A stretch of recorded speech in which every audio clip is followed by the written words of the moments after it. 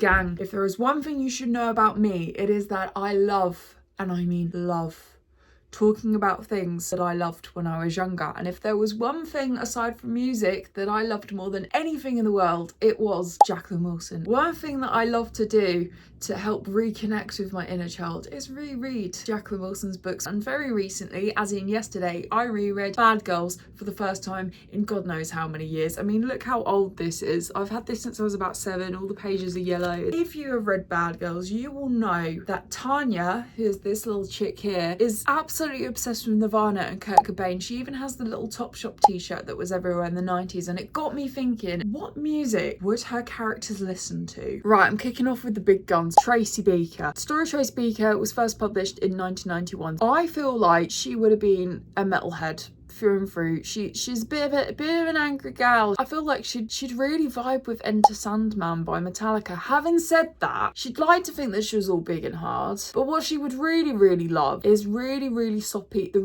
ballads. You know that one Bryan Adams song that was like #1 for 16 weeks? That would really set off the hay fever. Lily Alone came out 2011. I'm thinking straight up British Bluetooth classics, MIA Paper Planes. I can totally imagine her just stood on her little balcony of the little tower block that they lived on, just pretending to fly whilst listening to like a really dodgy YouTube to MP3 copy of that track. Violet from Midnight. Okay, it's like she's going through a bit of an emo phase. Evanescence. She strikes me as an Evanescence gal. I like to think that she would fuck heavily with Fallen. And like My Immortal, I'm so tired of being here. Yeah, she's so tired of being stuck with her weirdo brother that makes her play all those weird games in the dark and snogs her best mate who she's actually secretly in love with. Lastly, I'm going with my absolute favourite Jacqueline Wilson book of all time. Like, was my fave as a kid, still is my fave now. Cookie. In that book, there is a passage where they're at Rona's party and she talks about, I just remember, she talks about how she doesn't really know much modern pop music because her dad doesn't like it and makes her listen to all